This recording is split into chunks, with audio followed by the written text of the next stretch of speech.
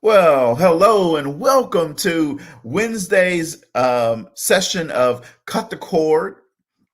I am so excited to be here with you today. I'm Cedric LaFleur, and man, I'll tell you what, I have some good stuff to share with you today. And really, it's going to be talking about mainly the power of a positive mental attitude. But my title is Three Things That Every Child Needs to Know in Order to Be an Effective Leader. And today, that's what I want to share with you. We're going to start off with this video, and then we're going to come back and dive right into the teaching. So here goes. Mental toughness, or what I call X-ray vision, is a lot different than motivation. So if I say right now, everybody in here, we're all going to run a half marathon in 5 days. And we all going, yeah, we're getting fired up. I said, yeah, we're going to start tomorrow at 5 a.m. We leave. 5 a.m. comes. It's dark. It's cold. Our bed is comfortable. It's hard to get motivated at 5 in the morning. And maybe you do it one day, but again and again and again. That is the X-ray vision. It's that mental toughness that says, you know what, I don't care that it's dark, wet, windy, cold. I'm going to go anyway. You have to train your brain by doing things that make you uncomfortable consistently to build this mindset that when things get hard, which they will be, we don't shy away, we don't quit, we attack. I'm seeing through all those walls. I'm getting to where I want to go. The only way to increase your mental toughness, it's like a muscle, is to do things that make you uncomfortable. When you do things that stink, every day. They might be making extra calls. They might be staying late at work. Whatever it is, little things. You take your baseline from a 5 and you can make it a 6. And once it goes up, it never goes back down. You never go back down. It's all about taking your baseline that you operate on and raising it and challenging yourself and pushing yourself. How you do anything is how you do everything. It's those little things, the little decisions that you make every single day, as small as it seems, that create an environment in your head of what it is you're becoming. Are you a finisher, a quitter? What are you? How you do anything is how you do everything. Remember tomorrow. When you have a split-second decision that you have to make or whatever, remember how that decision is going to make you feel tomorrow. You want to drop out of the marathon at mile 18? Fine. How are you going to feel tomorrow when someone says, how'd you do? A quitter. I didn't finish my journey. Lazy. It's okay to not finish what you start. Think about how your decision is going to make you feel the next day and watch what happens. The foundation of that is your daily habits. It's creating winning habits, winning routines, and a winning mindset. That's the formula. It's all about getting comfortable being uncomfortable. And that is what gives you freedom.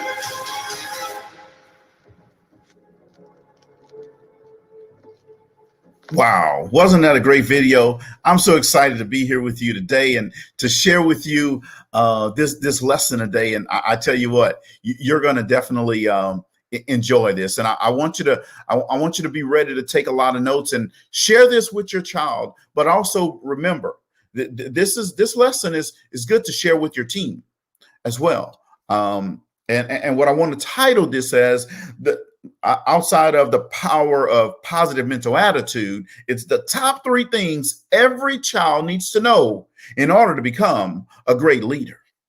See, do you realize that your child's success or failure depends on you? See, do you realize that your child's success or failure depends on you? This is why you have to have a positive mental attitude. See, the schooling and the religious training your child or your children will receive play an important part in their lives, of course, but the influence they will pick up from living close to you can be and should be one that puts them on the success beam, straight ahead, straight up. There are 3 principles that you can teach your children, which will go a long way toward bringing them success and happiness throughout their lives. Number 1, definiteness of purpose. See, this habit should start when your child is very young so that they will become so that it will become a fixed part of their character. See, I was visiting a friend of mine whose little boy was playing with Legos, and he was trying to build a monster design that soon crumbled to the floor. He began to cry when his mother, his nurturing mother, came to his rescue and asked him what he wanted to build. He was sobbing. He says, I don't know. I just want to build something that will stand up. Well, before you start building, is what his mother counseled him, says, you must know what you want and you must have a plan to go by. Now, let's see what you'd like to make. After the mother had mentioned several times that he could make anything he wants with the Legos, the youngster decided to build a small house and started working with great enthusiasm to build it. He was excited, right? This is what this will take more time and work, cautioned the boy's father. But when you are finished, it will stand up and you will be very proud of what you have done. But it all started with, you have to have a plan, son. See, as I was getting ready to leave, the boy jubilantly grabbed me by the hand and asked me to come and look at the house and said, it won't fall down this time. He was really excited. See, although your child's when I grow up years of wanting to be a railroad engineer, a space cadet, a movie star, a doctor, a lawyer, inspire in him the faith that he can be a success in whatever he chooses, but tactfully influence him or her to make a definite plan, make a definite decision to work towards some specific, definite, major purpose in life. This the same thing you can teach your team, right? Definiteness of purpose is important in any phase of our life. Right. Number two, the second success principle you should teach your child or your children is the habit of going the extra mile. Now, isn't that a great one, right? The habit of going the extra mile, the rendering of useful service beyond the scope of duty. See, this is a must habit without which no one has ever been known to rise to great heights of success in any undertaking without going the extra mile. See, in addition to creating favorable opportunities financially for those who follow this principle, it adds great strength to their character and it gives one the ability to make friends easily, because everybody loves a person who goes the extra mile. Think about that. Just say it. Type it in the comments. Go the extra mile. It's going to make you feel good. See, John and Paul were next door neighbor sons of unskilled laborers. Neither of their parents was well schooled, but Joe's parents were wise enough to recognize the value of the habit of going the extra mile. And they taught this to him from an early age in childhood. Paul's parents, on the other hand, impressed on him the idea of taking everything he could get without lifting a finger. Now you know those neighbors. Now, that's not in your house, but you know those neighbors, right? And he lost no time in making this idea his own. See, throughout grade school and high school, John was John was a giving person. He was sharing generously his time in extracurricular activities and in his possessions. He was constantly going out of his way to make himself liked by his teachers and his other school friends. Moreover, his habit of going the extra mile gave him great pleasure. Gave great pleasure for things that he did, things that he was involved in. It helped in creating a positive mental attitude. Say that, positive mental attitude. That's extremely important, right? Meanwhile, Paul You remember Paul? Paul did a little work, as he could, and all he was trying to do is just get by. See, results and poor grades in school, difficulties with his teachers and his schoolmates, and no participation in athletics because, as he remarked, there's no pay in it at all. Can you get that? You know those people, right? There's no pay in it, so I'm not going to do that. See, where did he learn this attitude from? From his parents. See, from his father, who constantly griped about slave drivers, about low pay, talking about the hard work he had to put in down at the plant, the slave drivers at work, just making him work for little pay. See, in the school system, his father complained as well, and anywhere else about anybody else who he could complain about, that's what he did. Now, you know those people, right? You have those friends around you that's all they do. They find everything to complain about. See, John got a scholarship which paid his way through college because of his excellent record he made in high school. He was able to get the scholarship. And he went on to win high honors in college by continuing to follow the habit of going the extra mile. See, he never asked, what do I get out of this? But what can I contribute to help someone out? You see the difference? In a positive mental attitude and going the extra mile. See, Paul scornfully referred to John as the eager beaver who tries to kill himself doing something for somebody. You've heard those comments before, right? But the eager beaver did all right for himself. He did all the right things for himself. See, as the results of his college record, as a result of his college record, he wound up with a job offer with a wonderful company right after graduation. See, he still had the habit of going the extra mile. It brought him 2 promotions, which increased his pay over a number of other younger men who were there longer than him. You see, going the extra mile has a way of just making other opportunities available to you. See, the other young men had as much education as Joe, and they had as much intelligence. But what they didn't have was that attitude of going the extra mile, doing a little extra. See, what about Paul? He got a menial job right after he left high school. He moans constantly about John's getting all the breaks, right? To this day, he doesn't see that John promoted himself into better things of life by giving before trying to get. You see that? By giving before trying to get, and thereby starting the great law of increasing returns to move into his favor. Wow. It's amazing what happens when you do those things. And Paul's parents, they haven't the slightest idea that they failed in preparing him for success in life. Now, are you one of those parents who are always complaining and you're setting your child up for that same type of mindset?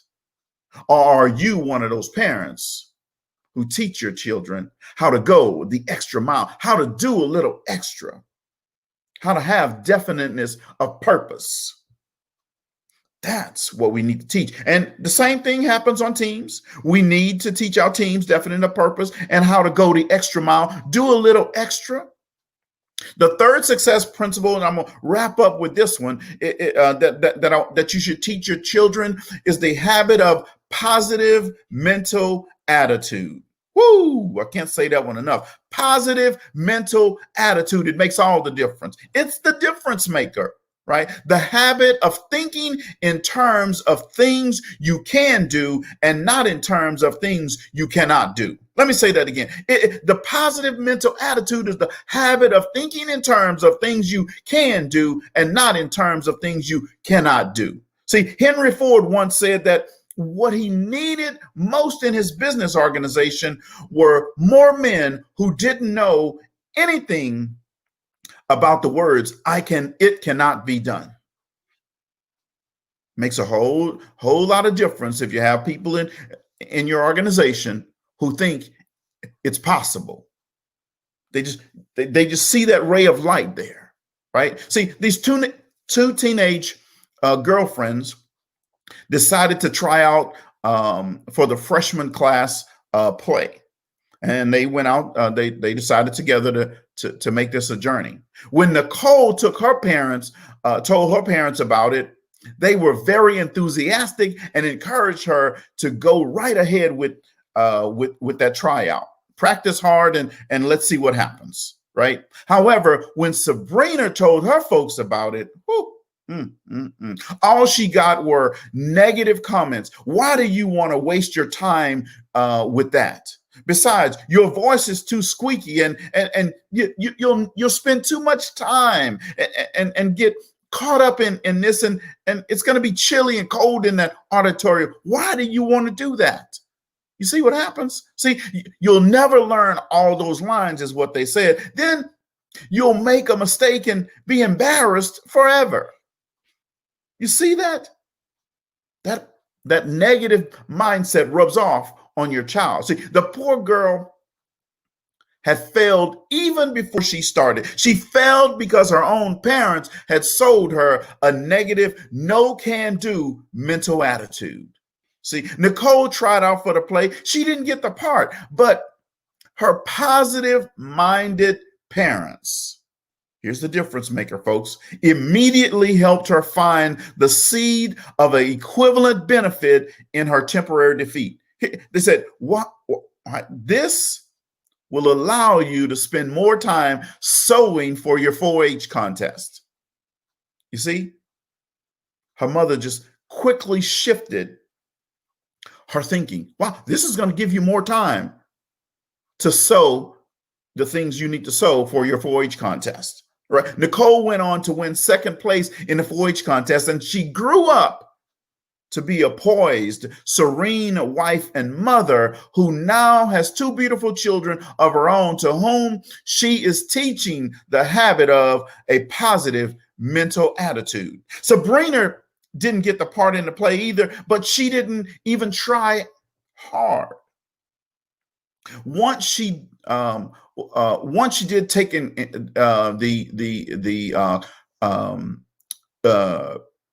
it's not even encouragement. I don't even know how to explain it. But once her parents put all of this negativity in her mind, she just couldn't really get into it.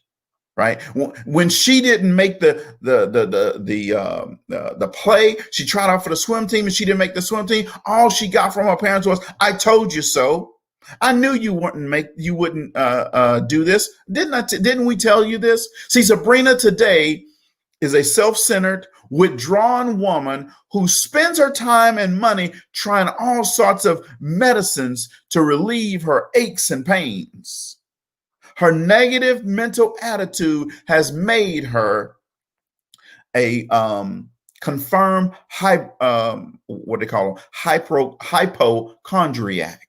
See, if parents think and talk in terms of sickness and poverty and failure, they will pass these states of mind on to their children. If you think in terms of sickness, poverty, failure, you're going to pass this on to your children. But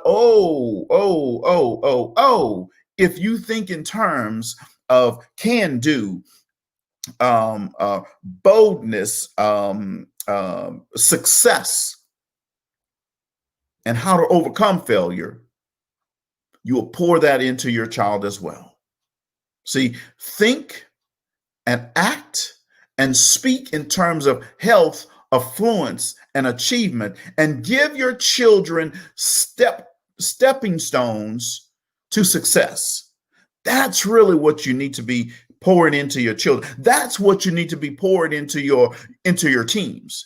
Now, once we have these 3 things under control: definite of purpose, going the extra mile, and a positive mental attitude, what we need to teach our children and our kids is the ability to review and reflect where we are. See, review is assessing something with the intention to improve where possible. Reflect is to think deeply and carefully about what it is you've done. Right? So here are three questions that I want you to write down that you need to ask yourself. And you can ask your child or you can ask your team, and you can definitely ask yourself these three questions. The first one is, do I deliver? Do I deliver? Do I make good things happen for other people, for my children, for my team, for other people that are around me? Do I exceed expectations from time to time and positively surprise people? That's the first question. Do I deliver? The second question is, do others enjoy working with me? See, am I a pleasure to be around? Do my actions and words show people I care about them? Am I patient, kind, honest? Am I quick to listen? I mean, really listen, actively listen, and slower to speak? Am I encouraging? Am I interested? Am I curious? Am I enthusiastic? And am I real? So that second question is, do others enjoy working with me? And the third question is this: am I growing? Uh-oh. That's the hard one right there. Am I growing? See, with whom am I sharing time with? Right? What am I reading? What am I hearing? What am I seeing? What have I recently learned? And when did I last change my thinking or my position? So the three questions are, do I deliver? Do others enjoy working with me? And am I growing? Now, I'm going to put the document in, I'm going to put a link for you to download these three questions in the show notes, right? And I'll put the explanation as well, because it's important that you understand that as you teach your children, as you lead your teams, these three questions are majorly important. But don't forget the top 3 points that I said that every child needs to know in order to become an effective, great leader. So I hope you enjoyed the session today. Make sure you download the show notes. I'll add the link in the comments so you can download the show notes. And remember, next Wednesday, we'll be back here again with Cut the Cord. And I want to see you here again as well. If you learned something today, then just type in yes in the comments. That'll let me know that you got it. It doesn't matter what you learn, if it's something big or something small. Did you learn something? That's the only question I'm asking you. Just type in yes in the comments.